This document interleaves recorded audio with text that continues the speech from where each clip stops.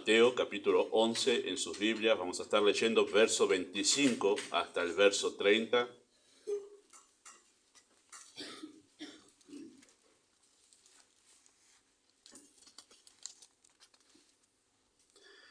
Y aquellos que pueden hacerlo, los invito a ponerse de pie. Mateo capítulo 11, verso 25 dice así: en aquel tiempo, respondiendo Jesús dijo: te alabo, Padre, Señor del cielo y de la tierra, porque escondiste estas cosas de los sabios y de los entendidos y las revelaste a los niños. Sí, Padre, porque así te agradó. Todas las cosas me fueron entregadas por mi Padre. Y nadie conoce al Hijo sino el Padre, ni el Padre conoce a alguno sino el Hijo, y aquel a quien el Hijo lo quiere revelar. Venid a mí todos los que estáis trabajados y cargados, y yo os haré descansar. Llevad mi yugo sobre vosotros y aprended de mí, que soy manso y humilde de corazón, y hallaréis descanso para vuestras almas, porque mi yugo es fácil y ligera es mi carga. Oramos. Amado Padre Celestial, nosotros nos encomendamos a la guía de tu Espíritu, nos sometemos a la Escritura para poder recibir de ti dirección. Rogamos, Padre, que puedas hablar más allá de lo que hemos de decir en este momento. Eres poderoso para obrar y superar las limitaciones de tu siervo al enseñar, pero también ir más allá de las limitaciones que nuestro propio corazón tiene para escuchar, para oír más allá de los oídos naturales. Por eso pedimos, Padre, que seas glorificado al hacer sentir tu palabra resonar dentro de nuestras almas en esta mañana. Pedimos tu bendición en el nombre de Jesús. Amén. Muy bien, pueden tomar sus asientos allí. Mientras ustedes dejan allí sus Biblias abiertas en el texto que acabamos de leer, quiero recordarles el texto que fue el punto de partida de toda esta serie de mensajes durante este mes de julio, de una manera inesperada para mí, pero el Señor lo ha ido guiando así, entiendo yo. Y el texto donde partimos hasta llegar a Mateo capítulo 11 dice así, en 1 de Pedro capítulo 2, de esta manera: criados, estad sujetos con todo respeto a vuestros amos, no solamente a los buenos y afables, sino también a los difíciles de soportar, porque esto merece aprobación si alguno a causa de la conciencia delante de Dios sufre molestias padeciendo injustamente. Pues qué gloria es si pecando sois abofeteados y lo soportáis, mas si haciendo lo bueno sufrís y lo soportáis, ciertamente es aprobado delante de Dios.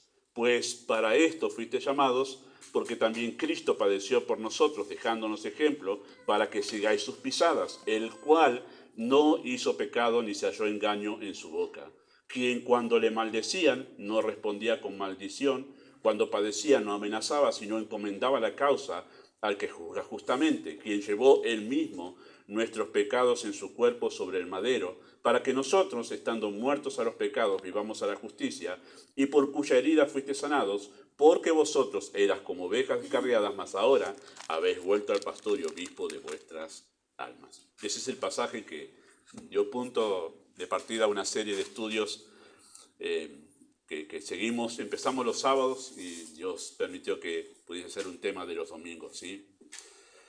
Antes de hablar de lo que vamos a mencionar en esta mañana una vez más de Mateo capítulo 11, quiero que recordemos que seguimos nosotros conectados con el tema de las relaciones dentro de la comunidad de la fe. Así empezó esta serie de mensajes en la reunión de oración los sábados y la trasladamos a los domingos, ¿sí?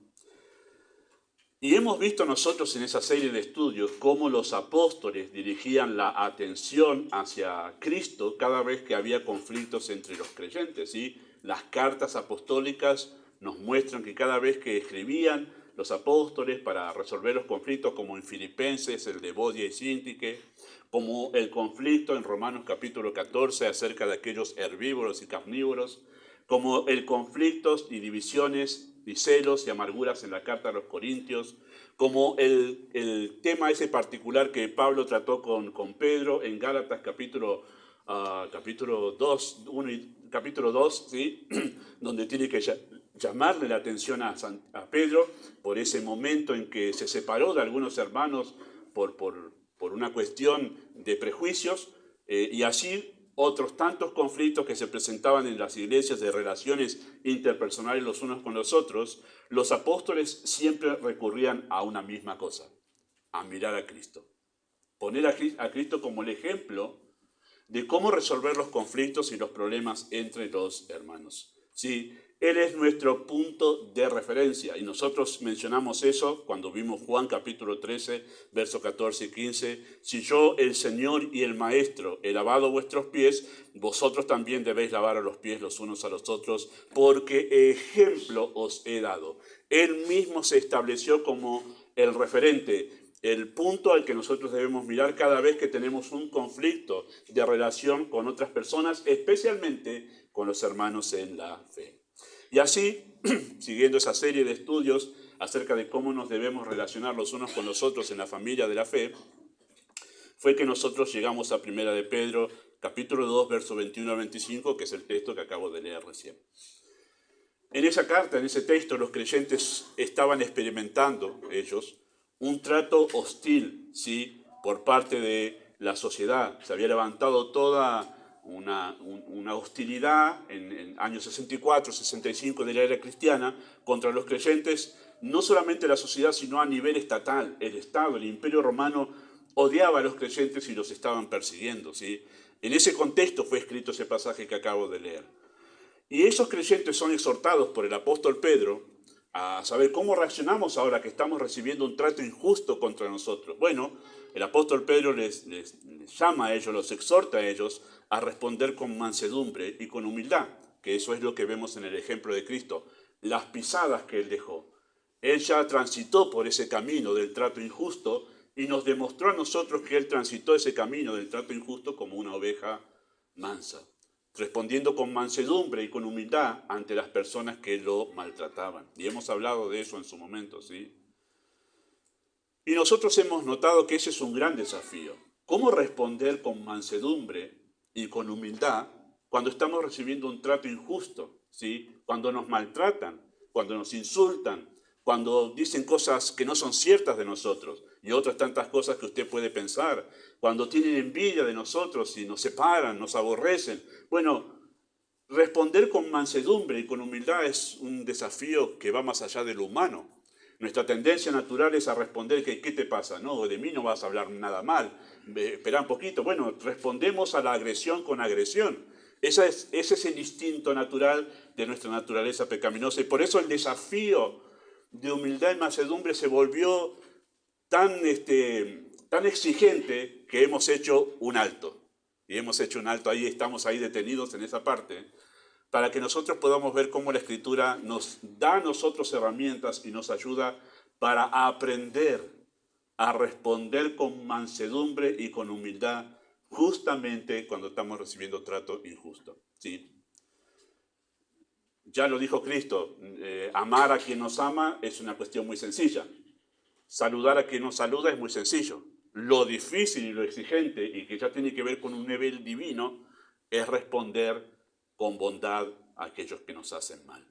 Hablaba con un pastor a quien quiero mucho esta semana, preguntándole sobre algunas cosas que necesitaba preguntarle, y él me dice, bueno, hay que enseñarle a tal persona que no se debe responder en tal situación con mal. El mal nunca se vence con el mal. La Biblia nos enseña que el bien vence al mal. Y su comportamiento debería ser otro, me dice este pastor, y es coincidente con lo que dice aquí la Escritura. Es un gran desafío para los creyentes. Y ahí estamos nosotros. ¿Qué nos enseña la Biblia acerca de esto de la mansedumbre y la humildad? Y cuando examinamos la primera vez Mateo capítulo 11, verso 28 al 30, este llamado de Cristo a la salvación, nosotros llegamos a esta conclusión analizando ese texto. Llegamos a la conclusión que solo un alma satisfecha en Dios puede responder con mansedumbre y con humildad. Cristo dijo en ese texto que acabamos de leer, Mateo 11, aprended de mí que soy manso y humilde de corazón.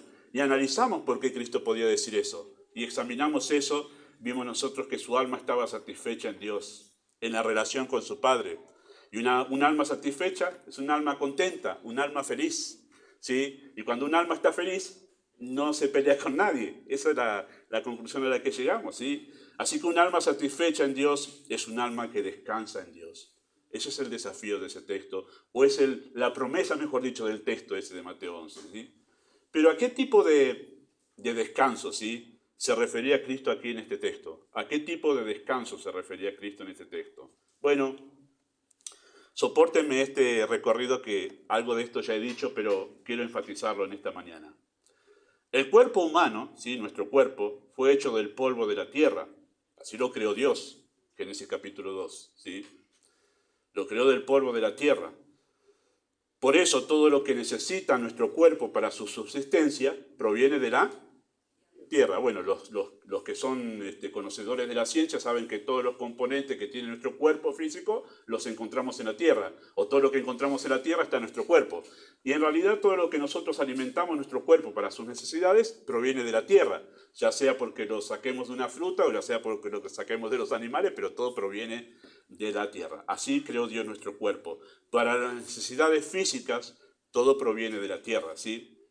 Y cuando nuestro cuerpo carece de algún nutriente, reacciona nuestro cuerpo creando una sensación de necesidad. Ay, tengo necesidad de... Así reacciona. No sabemos explicar esa necesidad, pero es algo que se produce, una sensación, necesito una fruta. Ay, ahora la estoy imaginando incluso a la milanesa que está ahí y hasta con las manos uno le puede sentir el sabor, porque el cuerpo está pidiendo en ese momento carne, fruta, leche. Reacciona nuestro cuerpo para hacernos entender que hay que suplir una necesidad dentro de nosotros, ¿sí? Y que incluso, aunque comamos otras cosas, seguirá enviando señales de necesidad. ¿No le ha pasado? Llega, come y dice, sí, me llené, pero no me sacié. ¿Por qué? Porque hemos comido algo que todavía el cuerpo no encuentra en eso que comimos, lo que le hace falta para suplir esa necesidad. ¿Sí? Es más, hay ciertos momentos que estamos ahí con mi esposa pensando en la comida. Sí, yo sé que tengo que comer, decimos mutuamente, pero no es lo que, no sé, pero no sé que hasta que le encontramos, y el otro día me pasó eso, y dije, no, té no quiero un café con leche.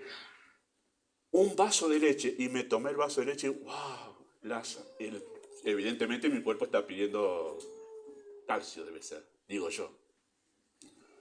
Pero eso pasa con el cuerpo, reacciona ante una necesidad, ¿sí? Reacciona de esa manera. Nos da señales para que sepamos hay algo para suplir ahí, ¿sí? Y cuando esa necesidad en el cuerpo es suplida, eso produce satisfacción y saciedad, decimos nosotros. Está pipón, pipón se dice, ¿no? Así, el vocabulario popular.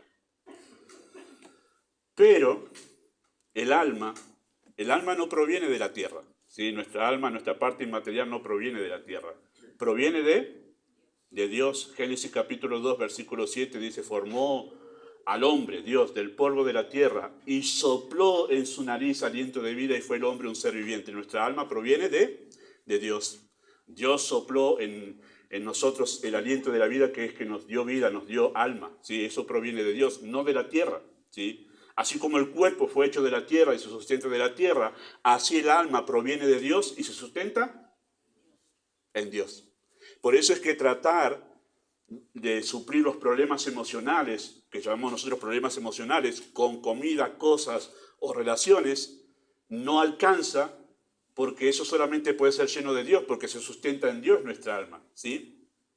El cuerpo tiene necesidades biológicas, pero el alma tiene necesidades emocionales, psíquicas y espirituales. Esas son las necesidades del alma, ¿sí?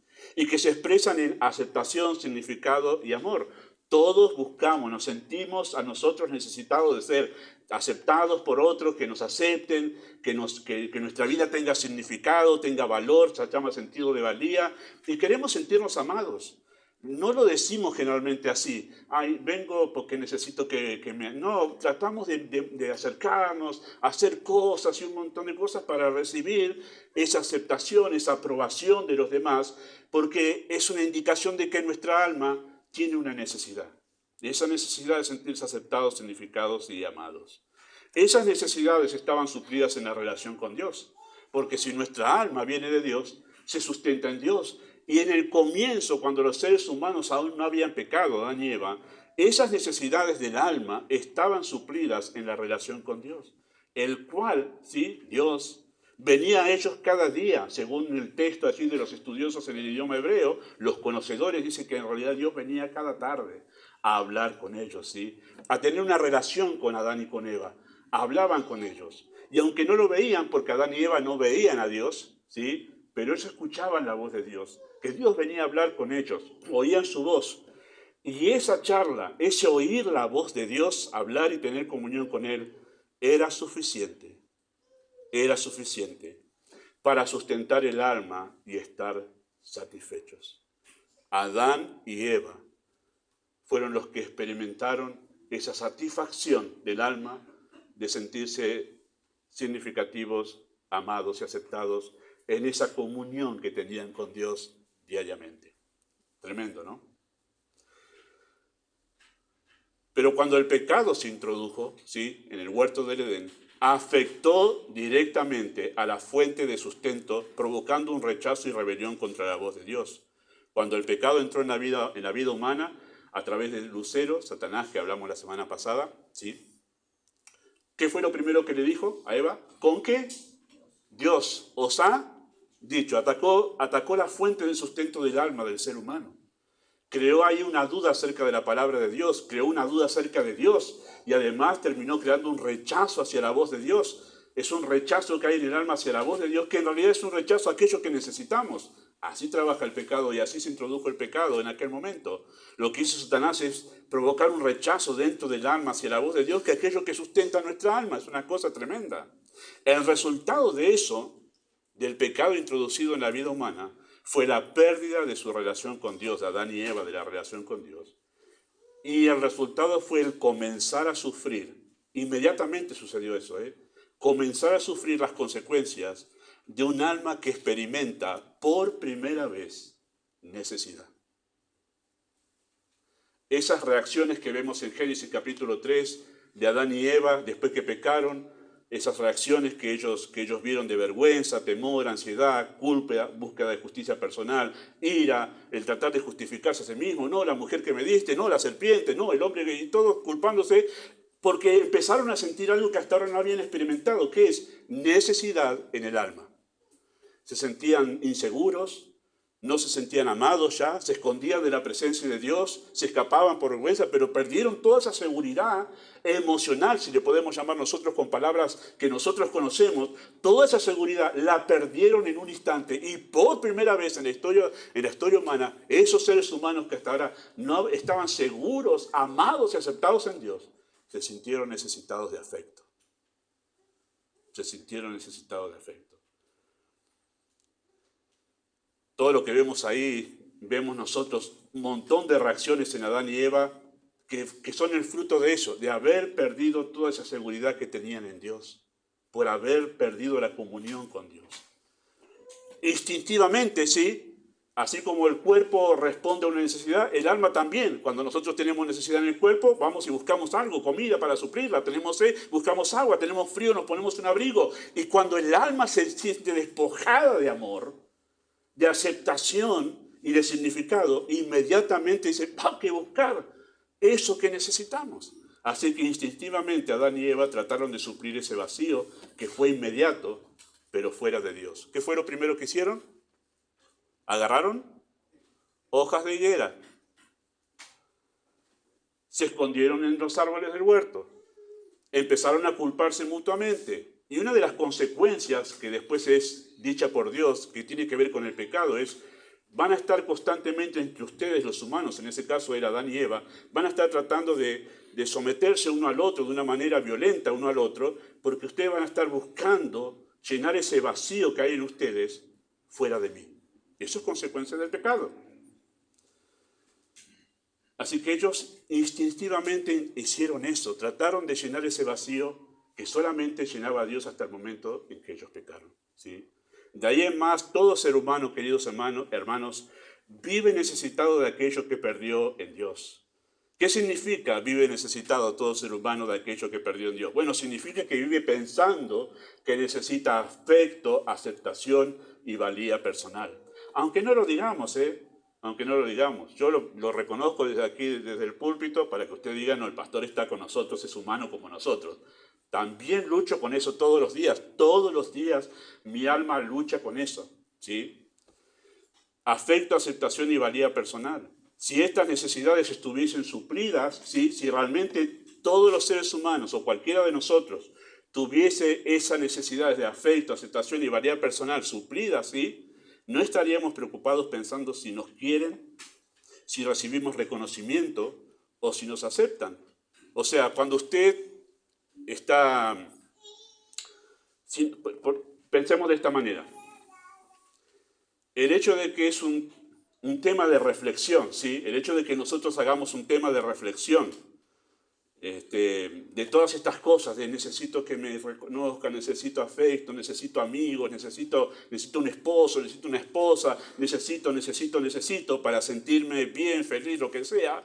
El hecho de que sea un tema de reflexión significa que hay un problema con nuestra autoestima, ¿sí? Así lo llaman hoy en día, no está mal, tiene que ver con el valor que nos damos a nosotros, ¿sí? Y piense por esto en un momento.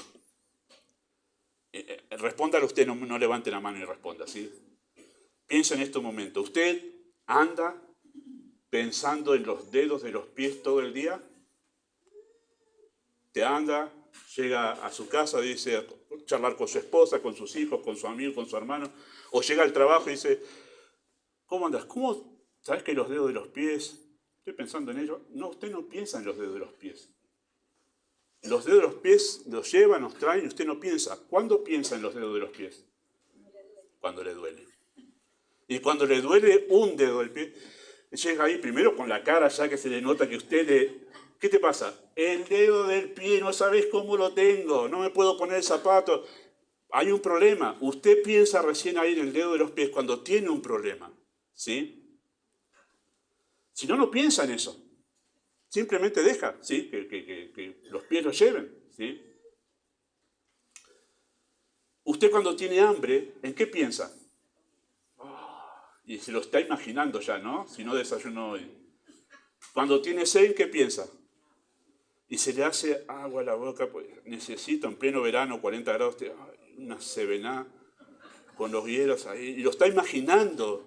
Usted está pensando y usted puede charlar con alguien y usted está diciendo, sí, pero acá está ese vasito transparente con los cubitos ahí. Usted está pensando porque su cuerpo necesita eso. Es lo que usted está pensando, es lo que le llama la atención.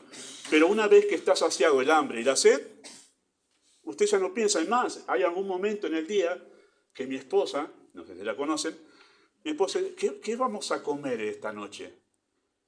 No, pará, si terminamos de comer, ni siquiera estoy pensando, no sé qué me va a dar ganas porque ya estoy saciado y no me puedo imaginar qué ganas me va a dar de comer a la noche. O sea, no puedo imaginarlo porque mi cuerpo está saciado y no necesita pensar en eso, ni tiene ganas de pensar en eso, ¿sí? Sucede así de esa manera. Así que si estamos pensando habitualmente en nuestra estima, entonces significa que hay una necesidad no suplida dentro de nuestra alma, ¿sí? Y como resultado de esa necesidad que sabemos que hay, afecto, cariño, amistades, esposo, esposa, hijo, madre, amigo, todo lo que usted quiera llenar ahí que decimos que necesitamos para sentirnos bien, bueno, si nosotros estamos pensando habitualmente en eso, significa que hay una necesidad no suplida y como resultado de eso, instintivamente, trabajamos para suplirla en las cosas equivocadas. Porque ninguna de las cosas fuera de Dios, porque nuestra alma se sustenta en Dios, ninguna de esas cosas puede llenar esa necesidad interior, porque nunca producen saciedad en la misma medida en que Dios lo produce. Ya lo dijimos a eso, ¿se acuerdan? Porque ninguna cosa es del tamaño de Dios. Ese espacio en nuestra alma, que ha sido diseñado para que sea lleno por la comunión con Dios, ninguna otra cosa puede llenarlo, porque nada es del tamaño de Dios, ¿sí? Y por eso siempre buscamos en relaciones, en esposo, en esposa, en hijos, en trabajo, en proyectos, en cosas, tener cosas, buscamos que eso llene, nos dé esa satisfacción que solamente Dios puede dar y termina en mucha frustración. Termina en mucha frustración. ¿Sí? Nunca pueden saciar en la misma medida en que Dios lo hace. Ante esta imposibilidad humana, Cristo viene y dice, yo os haré descansar. Yo les voy a dar satisfacción plena. Ustedes no van a tener que buscarla en ningún otro lado. Esta misma verdad que está aquí fue la misma que le dijo Cristo a la mujer samaritana, el agua que yo te daré te va a dar una saciedad que no vas a tener necesidad de venir nunca más aquí a buscarla, porque estaba hablando en realidad de la saciedad del alma. Y la mujer lo entendió así. Esta misma verdad está por todos lados. El hecho de que yo te voy a saciar el alma, voy a hacer que tu alma esté satisfecha de una manera plena, de tal forma que no tengas que buscarlo en ninguna otra cosa, ni persona, ni relación, ni proyecto. A ese descanso se refería Cristo aquí, ¿sí? Así que todo aquel, esta es la propuesta de este mensaje en esta mañana, todo aquel que viene a Cristo a la luz de Mateo capítulo 11, ¿no? Todo aquel que viene a Cristo en arrepentimiento y fe, haya verdadero descanso para el alma. Sumamos algo más allí acerca de lo que ya vimos en este texto. ¿Por qué? Es la pregunta. ¿Por qué? El que viene a Cristo en arrepentimiento y fe, haya verdadero descanso. Bueno, tres cosas vamos a decir entre las más que podríamos sumar, pero todas están relacionadas con esto. Todas están relacionadas con el Evangelio. En primer lugar, porque al venir a Cristo, ese llamado de Cristo, venid a mí, yo os haré descansar. Porque al venir a Cristo y aceptar esa propuesta que Él dijo, ponerse bajo mi yugo, porque es fácil y ligero, la persona es aceptada por gracia, por pura gracia. La persona, al venir a Cristo en arrepentimiento y fe, es aceptada por pura gracia. Ustedes tienen allí el texto, si quieren pueden buscarlo. Si no, yo se los leo. Pero Efesios capítulo 1, versículo 3 al 6, dice así de esta manera, pasajes sublimes si los hay acerca de lo que realmente tenemos en Cristo. Dice Efesios, la carta que Pablo escribió a la iglesia en Éfeso, capítulo 1, verso 3 al 6.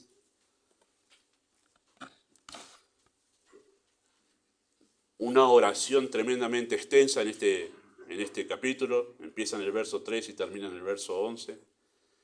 Dice así, versículo 3, bendito sea el Dios y Padre de nuestro Señor Jesucristo, que nos bendijo con toda bendición espiritual en los lugares celestiales en Cristo. Usted cuando lee este capítulo, note el acento de Pablo en Cristo, en Cristo, en Cristo, en Cristo. Todo es en Cristo, ¿sí? Versículo 4, según nos escogió, ¿quién? El Padre nos escogió en Él, ¿en quién? En Cristo, antes de la fundación del mundo, para que fuésemos santos y sin mancha delante de Él. En amor, o sea, nos escogió en Cristo, en amor, habiéndonos predestinado para ser adoptados hijos suyos por medio de Jesucristo, según el puro afecto de su voluntad. Todo esto nació como una reacción de amor de Dios al escoger personas que no merecían ser amadas para que realmente lleguen a ser salvadas por Cristo y lleguen a ser sus hijos. Versículo 6. ¿Para qué? Bueno, para que sean para alabanza de la gloria de su gracia. Es la manifestación de su gracia que es exaltada y alabada en toda esta obra de salvación. Y noten el final del verso 6. Con la cual, la gracia, con la cual nos hizo aceptos en el amado. ¿Usted busca aceptación? Cuando usted viene a Cristo, usted es acepto en el amado. De estar condenados a la eternidad en el infierno, excluidos de la presencia de Dios, de ser enemigos, sí, bajo su ira, al responder al Evangelio en arrepentimiento y fe, somos aceptos en el amado. El amado es Cristo, sí, somos aceptos en Él. Somos recibidos en la misma presencia de Dios con todo gozo. Esa palabra aceptos, los estudiosos del idioma griego dicen que esa palabra habla de algo más que simplemente aceptar, sino aceptar y recibir con gozo, con una gran alegría. Esa es la idea, con un gran entusiasmo. Esa es la idea de esa palabra aceptado. Somos aceptados con gran gozo por parte de Dios, con gran alegría, con gran entusiasmo por Dios. Somos aceptados en el amado. No es que nos acepte y bueno, dale, ¿qué vamos a hacer? Pasar. No, no es esa manera. Te recibo con gozo. Esa es la idea de esa palabra. Somos recibidos en la misma presencia de Dios con todo gozo porque Dios nos ve a través de Cristo. Somos aceptados como hijos de Dios. Fuimos recibidos por gracia, fuimos recibidos sin merecer ser recibidos. Los fariseos, cuando Cristo recibía a las personas que ellos catalogaban como pecadores, se escandalizaban. Dice, a esos pecadores que se arrepentían y venían a Cristo, los fariseos se escandalizaban. ¿Cómo va a tratar con esas personas? Incluso lo calumniaban a Cristo y lo que decían es amigo de pecadores. A esos nosotros no los recibimos. A esos que ellos no recibían y que se arrepentían, Dios los recibía con todo gozo.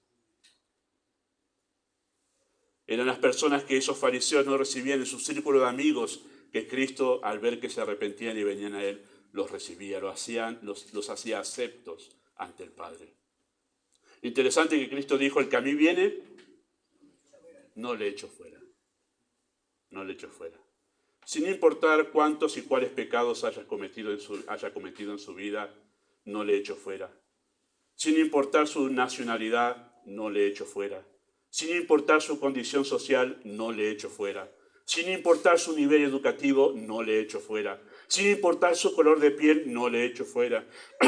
Sin importar su personalidad, no le echo fuera. Sin importar su carácter, no le echo fuera. Ni sin importar ningún otro distintivo, no le echo fuera. No le echo fuera. Aceptos en el amado. Y nosotros en nuestra juventud, ¿cuántos cambios queremos hacer para que nos reciban?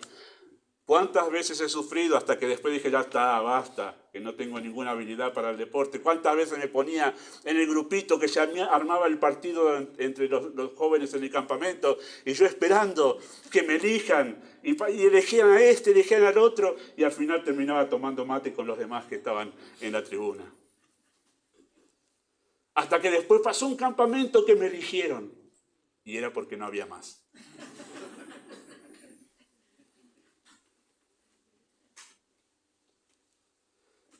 Pero acá no es así.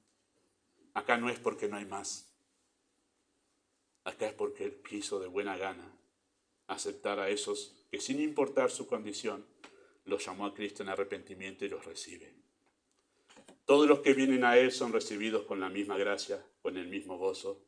Dice, hay gozo en el cielo por un pecador chino que se arrepiente. No, por un pecador, sin importar qué edad tenga, condición, es recibido. Hay gozo en el cielo por su salvación. Nosotros reclamamos como un derecho ser recibidos, pero Pablo lo ve como una misericordia. Él dijo así en 1 Timoteo capítulo 1, versículo 12 al 14, doy gracias al que me fortaleció, a Cristo Jesús nuestro Señor, porque me tuvo por fiel poniéndome en el ministerio, habiendo yo sido antes blasfemo, perseguidor e injuriador. Si nosotros hubiésemos estado en ese momento de la era cristiana, cuando comenzaba la iglesia, y Pablo es el gran perseguidor de la iglesia, respirando amenazas, dice Lucas, perseguía a la iglesia. Si nosotros hubiésemos visto a ese hombre con tanto odio, que guardaba las ropas de Esteban como diciendo, wow, por fin muerto un cristiano, guardaba las ropas de Esteban, tremendo el odio hacia el cristianismo. Diríamos nosotros, me pongo yo, diríamos nosotros, este nunca se va a convertir. Este ya está condenado al infierno, ¿no? ¿Qué va a pasar con este? Y fue en un instante así que Cristo vino y le dijo, Saulo, Saulo, ¿por qué me persigues? Y en ese momento su alma escuchó la voz. Esa voz que el ser humano dejó de escuchar en el huerto de Edén, esa voz poderosa que creó todas las cosas, escuchó la voz de Dios y la vida surgió en ese momento. Y al surgir la vida en esa alma, lo primero que dijo fue, Señor, ¿qué quieres que yo haga? Y Pablo dice de ese momento, no es que Dios me eligió, vio que yo era un estudioso y que podía ser muy útil. No, yo era blasfemo, perseguidor, injuriador, mas fui recibido a misericordia.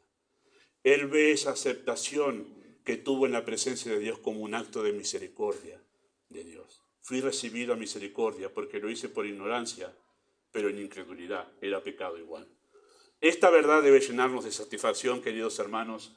No luchamos por ser aceptados porque ya lo hemos sido en manera plena, sin condicionamiento alguno, más que el de venir a Cristo en arrepentimiento y fe. Somos aceptados plenamente, por pura gracia, por el Padre, tal cual nosotros somos. Y muy a pesar de lo que somos. Nunca olvidemos eso. ¿Por qué el que viene a Cristo en arrepentimiento y fe haya verdadero descanso, verdadera satisfacción para su alma? En segundo lugar, porque al venir a Cristo, esa persona es aprobado o es aprobada como justo. Es aprobado o aprobada como justo. Segunda de Corintios, un texto que ya hemos meditado en algún momento, capítulo 5, verso 20 y 21, dice así de esta manera.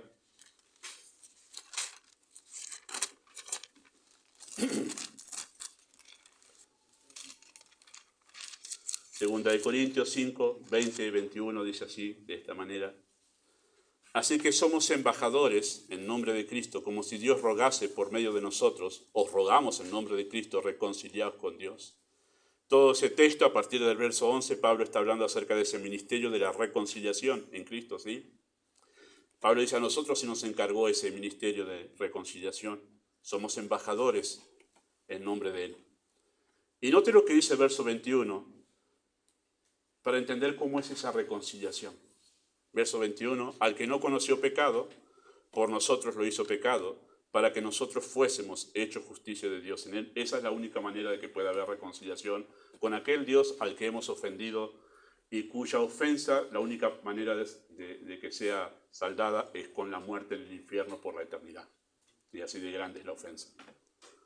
Pero qué tremendo ese texto, que es cortito pero es profundo. Lo que está diciendo Pablo en el verso 21 es así. Cristo tomó nuestro lugar en la cruz y fue tratado por Dios como si Él hubiese cometido todos y cada uno de nuestros pecados. Fue hecho pecado por nosotros, ¿sí? Él tomó nuestro lugar, nuestro nombre, fue a la cruz en nuestro nombre. Así que Dios lo trató en ese momento a Cristo como si estuviese tratando con nosotros. Él estaba pagando por todos y cada uno. Lo trató como si Él hubiese cometido todos nuestros pecados. Ayer escuchaba un mensaje sobre otro tema, nada que ver con lo que estoy hablando ahora, pero en un momento el predicador dice que aquellas personas que dicen nunca pequé, bueno, ¿qué pasaría si hubiese la posibilidad de poner un pendrive acá en la cabeza, ¿no? Y que se puedan extraer los pensamientos. Y que en este preciso momento sacamos el pendrive y lo ponemos ahí en la computadora y en este momento tus pensamientos empiezan a salir acá en la pantalla. Ah, que no pase, pastor. Pero Cristo pagó incluso por eso, estaba pagando por incluso los pecados de pensamiento, de intención nuestros aquí. Dios lo estaba tratando de esa manera, ¿sí?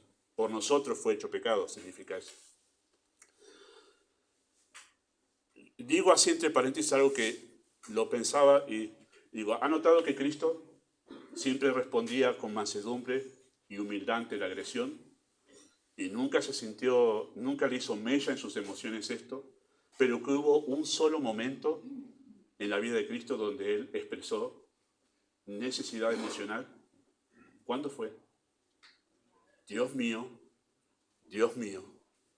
¿por qué me has desamparado? ¿Por qué dijo eso? Porque estaba tomando nuestro lugar. Y en ese momento experimentó lo que es un alma vacía de la comunión con Dios. Y es la reacción del alma humana, en ese caso la de Cristo, el Cristo humano, experimentando, pagando por nuestros pecados, lo que es estar fuera de la comunión con Dios. ¿Por qué me abandonaste? Es lo que nosotros decimos cada vez que perdemos la comunión con Dios. Pero no se lo decimos a Dios. A veces sí, se lo decimos a otro, ¿por qué me van? Es el alma vacía sin Dios. Es el único momento. Y lo que dice ahí el texto también es que hizo eso Cristo para que nosotros fuésemos hechos justicia de Dios en Él. Lo hizo para que nosotros fuésemos tratados por Dios como si nunca hubiésemos cometido ni un solo pecado y como si hubiésemos hecho todas las cosas, todas y cada una de las cosas buenas, las obras perfectas de Cristo. Eso significa ser hechos justicia de Dios en Él. Que somos contados, no solamente delante de Dios somos justificados en el sentido de que ya nuestros pecados no son contados porque todos fueron pagados en Cristo, sino que además somos tratados por Dios como si hubiésemos hecho todas las bondades que Cristo hizo. Eso es ser revestido de su justicia. O sea, yo entro a la presencia de Dios como que hice todo lo que Cristo hizo. Todas sus bondades, toda su vida justa. Esos 33 años viviendo aquí me son imputados a mí, es justicia imputada. Y con esa vestidura de todas esas bondades entro a la presencia de Dios. ¿Cómo piensan que es recibido el Hijo eterno de Dios, habiendo tenido una vida perfecta, con clamores, con alabanzas, está sentado a la diestra del Padre? Por eso Efesios dice que nosotros estamos sentados con Él. ¿Por qué? Porque estamos revestidos de su justicia. Humanamente decimos, no merezco ese lugar. Claro que no. Ni siquiera estar en el cielo. Pero al tener su justicia, ese es el lugar que debemos estar en Él y no en otro. Ni los ángeles tienen este privilegio, hermanos. Pero nosotros sí en Cristo. O sea, al venir a Él en el arrepentimiento, somos aprobados como justos, como que ya hicimos todo. Bien. No, pastor, perdone, no, yo me doy cuenta que no hago eso todos los días. Pero somos vistos por Dios como que hemos hecho todo bien, de principio hasta fin. Me queda mirando, ¿no? Capaz usted no escuchó esto antes. Pero así somos recibidos por Dios. Como que hicimos todo bien. Por eso Cristo se sentó y dijo, terminado está. ¿Qué es lo que está terminado? La paga del pecado y la vida justa que el Padre demandaba, ya está. Y somos recibidos como que ya está hecho todo. El pago por los pecados y la vida justa que debíamos vivir, ya está.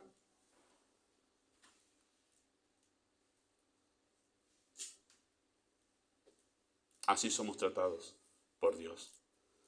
Eso significa ser recibidos como justos en el cielo.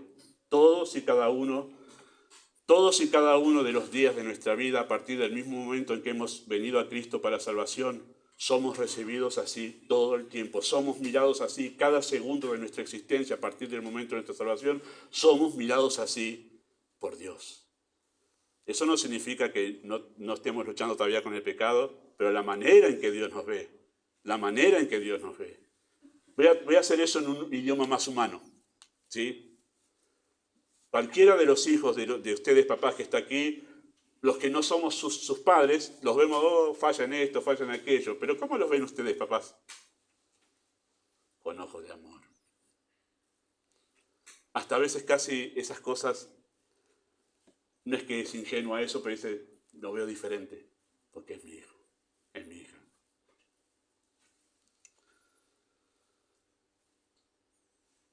Por eso Pablo pregunta de forma retórica en Romanos capítulo 8, ¿quién acusará a los escogidos de Dios?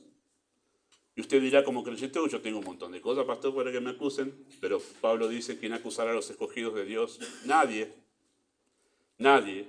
¿Por qué? Porque Dios es el que justifica. ¿Quién es el que condenará? Nadie, porque Cristo es el que murió, el que resucitó, se sentó a la diestra e intercede por nosotros. Pablo dice, no hay nada para que nos condenen, porque hemos sido revestidos de la justicia de Cristo. Así que no hace falta trabajar para ser aprobados. No hace falta trabajar para ser aprobados. Ya estamos aprobados en Cristo. No vamos comprando nuestra salvación. Bueno, más servicio, más asistencia a la iglesia, más oración. No estamos comprando nuestra salvación. Ya ha sido comprada y al estar en Cristo no hay más cosas para ser aprobados delante de Dios. No hay nada que nosotros podamos hacer que nos haga un poquitito más justos delante de Dios. No, nada. Nada. Y entonces, ¿para qué voy a trabajar yo? Para ser aprobado si ya tengo la aprobación de Dios en Cristo. ¿Por qué al venir a Cristo en arrepentimiento y fe, la persona haya verdadero descanso? En tercer lugar, porque al venir a Cristo en arrepentimiento y fe es amado de manera incondicional.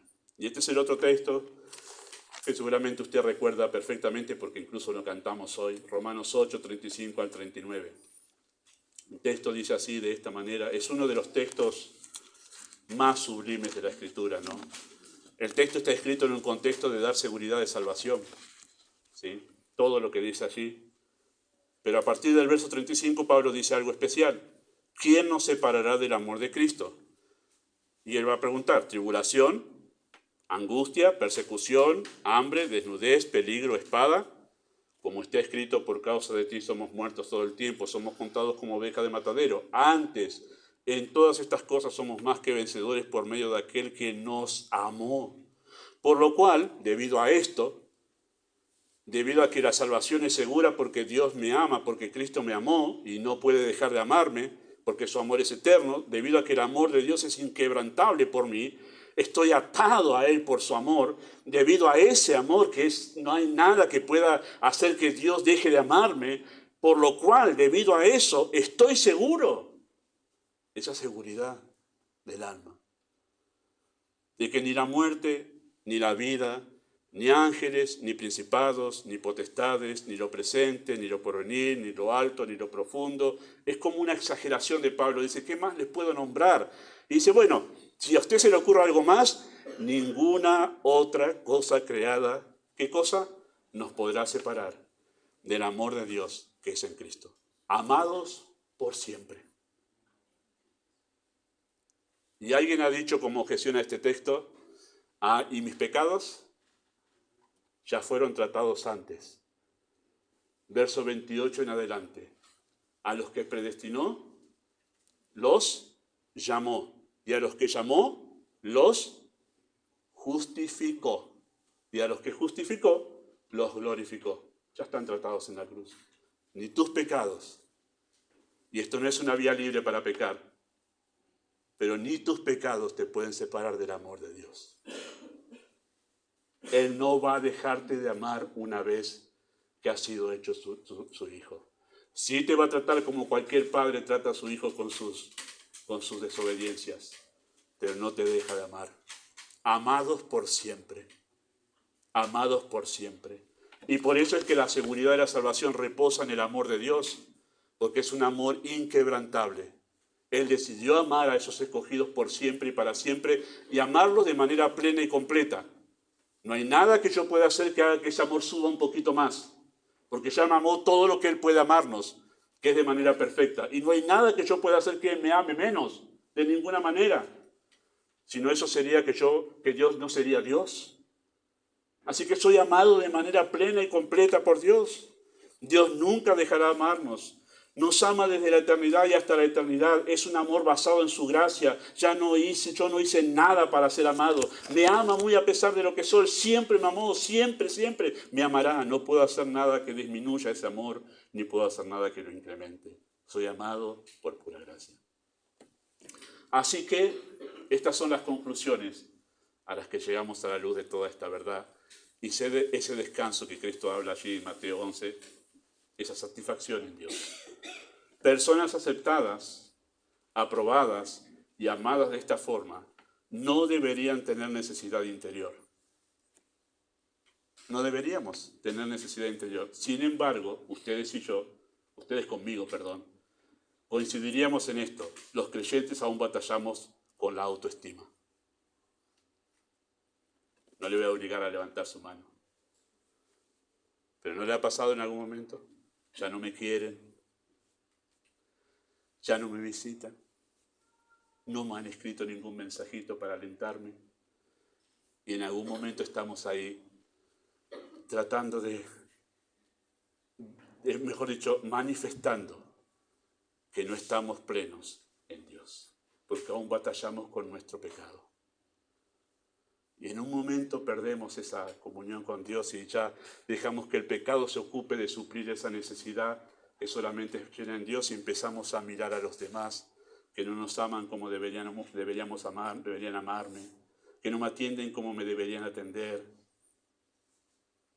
Aún convivimos con el pecado y llegar a vivir de esa verdad de que somos aceptos plenamente, amados plenamente, aprobados plenamente en Dios. Llegar a vivir esa verdad de nuestra salvación lleva un proceso. Y es parte de lo que conocemos como la santificación o el crecimiento en Cristo. Somos aceptados, aprobados y amados, pero vivimos a veces como si tuviésemos que ganarnos todo eso. Y es ahí cuando el pecado nos engaña y usamos las personas, usamos la relación matrimonial, usamos la relación con los hijos, usamos el servicio cristiano, usamos incluso la piedad para tratar de ganar un poco más de aprobación, cuando ya en Cristo ya estoy aprobado, amado y aceptado plenamente. Y a veces actuamos así. Y por eso cuando no soy citado para un servicio en la iglesia, ¡wow! ¿Qué pasó? Yo estaba esperando que me llamasen. Cuando estoy lleno en Dios, no importa. Mi pastorado, queridos hermanos, no es mi sueño en la vida. No me da sentido de valía a mí el pastorado. No dependo del pastorado para sentirme valioso. Y si alguna razón por la que sucede en la vida no puedo estar ministrando, que es un placer ministrar y enseñar, tampoco el alma se me va a caer al fondo en el piso, Porque no depende de esto mi sentido de valía y de aceptación. Depende de mi relación con Dios. Y usted no debería depender de su trabajo para sentirse valioso, ni de su estudio, ni de su condición social, ni de cómo tiene la casa, ni de cuántos amigos tiene, de ninguna de esas cosas. Debería en verdad entender estas verdades, que es acepto plenamente en Dios, amado plenamente en Dios, aceptado en Él de una manera plena, y eso debería ser suficiente. Llevamos nuestra vida espiritual para buscar aprobación a veces, aceptación, amor, en lugar de vivirla. Porque ya somos aceptados, aprobados y amados. En lugar de hacer eso, la vida cristiana toma otro color cuando nosotros la vivimos de esa forma. Cuando vives de esta manera, ya no te preocupas por el juicio de otros, ni tampoco por tu propio juicio de ti mismo, sino que puedes vivir sin el peso de tratar de agradar a los demás en busca de aprobación. Y buscar amigos ahí es diferente. Ya no los busco para usarlos para mí, para sentirme que qué persona genial que soy, mira toda la cantidad de amigos que tengo. Si no los busco a las personas para brindarme a ellos en servicio.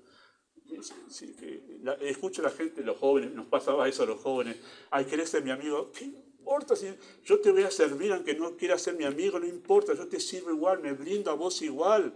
No me estoy engañando, no te estoy usando, no te estoy sirviendo para engañarte y que vos seas algo mío, íntimo mío. No importa eso.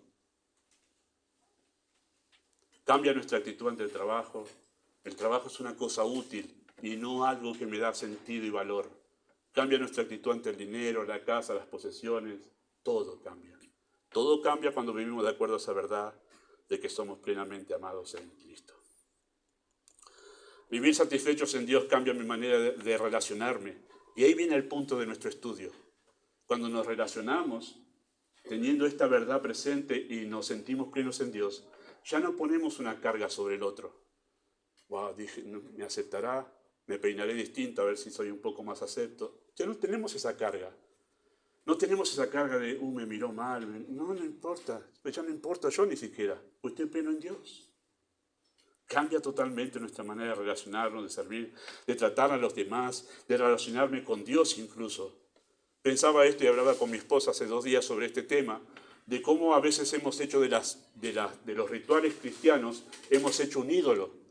Y parece como que si no oré esta mañana, como tengo ya el ritual de orar esta mañana, parece, wow, ya fallé. Y hasta que no recupere esa rutina, parece, ya estoy. Cuando yo puedo estar hablando con Dios en cualquier momento, todo el tiempo, todo el día. El pastor Spurgeon decía, yo camino en el jardín y estoy hablando con Dios. A veces nos hemos equivocado con esos rituales. No estoy alentando a dejar de orar, sino a entender que no dependemos de esos rituales. Todo el tiempo estamos en comunión con Dios y hablando con Él. Él lee incluso nuestros pensamientos. Si tuviéramos esa conciencia, descansaríamos mucho mejor en todos esos rituales y no para sentirnos aceptados, amados delante de Dios. No veo mis responsabilidades espirituales como algo que tengo que cumplir, sino como algo que puedo vivir y disfrutar. Ya no necesito buscar aceptación. Toda la aceptación que mi alma necesitaba la llena Dios. No necesito buscar aprobación. Toda la aprobación que mi alma necesitaba la encuentra en Dios. Ya no necesito buscar ser amado. Todo el amor que mi alma necesitaba lo ha recibido en Dios. Y finalmente esta pregunta en un sentido práctico. ¿Cómo logramos estar satisfechos en Dios? Porque todo muy lindo, pastor, lo que dijo hasta ahora. ¿Y cómo hago? Hay un botón que apretar y ¡pum! Me lleno de Dios, satisfecho en Dios. Bueno, hay algunos motivadores hoy en día muy peligrosos. Estuve leyendo uno de un tal Austin, algo así. ¿Cómo? Ese malvado. Sí. Él tiene un libro que es peligroso en muchos sentidos, porque ese libro tiene el título Yo soy. Pero no se refiere yo soy a Cristo, sino yo soy yo. Y él en ese libro dice que vos tenés que empezar a repetirte cada mañana, yo soy bendecido, yo soy lindo, yo soy, porque él dice, engañosamente, que cuando vos repetís eso todas las mañanas te cambia tu forma de ser, te cambia tu vida, te cambia todo. Porque al decirlo es como que estás llamando todo eso. Y al decirlo, él dice en su libro que vos estás dando una orden a Dios para que él haga eso que vos decís que vos sos. Qué fácil sería, ¿no? Un ritual. A veces cometemos el error con esto también de pensar lo mismo. de pensar, bueno, si esas son, yo tengo que repetirme todas las mañanas, yo soy amado, yo soy aceptado, yo soy aprobado por Dios, me repito, yo soy amado, yo soy aceptado, y pareciera como algo mecánico, ¿no? Mental.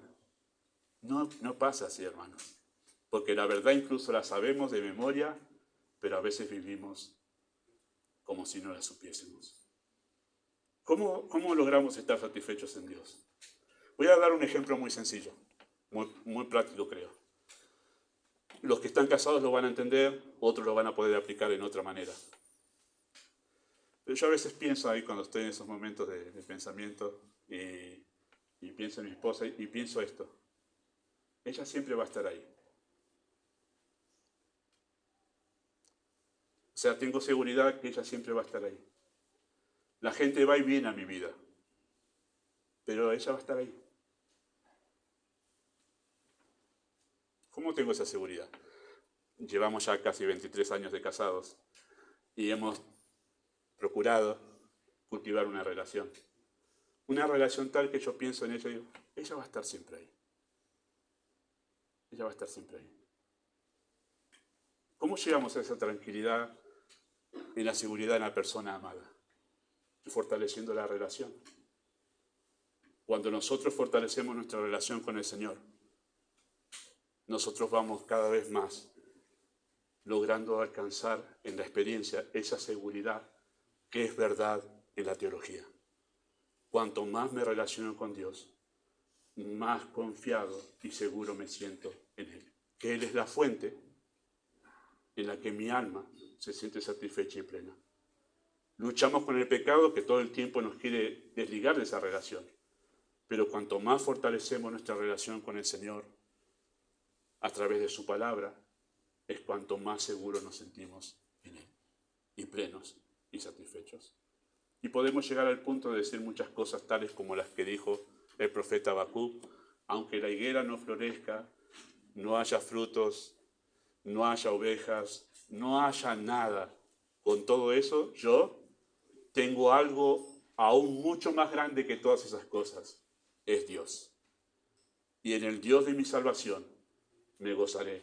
Él hace mis pies como de ciervas, y en esos momentos yo puedo vivir lo que realmente es real en este texto, que esas cosas no hacen mella en mis emociones y me mantienen estable y firme en Dios, en Cristo. Y eso me ayuda a relacionarme con los demás. ¿Quién no se quiere encontrar y vivir en su casa todos los días con una persona así, satisfecha, contenta y plena? Eso ayuda en las relaciones los unos con los otros. Amado Dios y Padre Celestial, no hay dudas que es un gran desafío, pero nosotros reconocemos que tú eres el que suples en manera plena y amplia nuestra necesidad. Deseamos, Padre, que la palabra no solo sirva para edificar nuestra vida espiritual, sino también para llamar a aquellos que no te conocen al arrepentimiento y la fe, a experimentar esta plenitud de vida en Cristo. Pedimos tu bendición en el nombre de Jesús.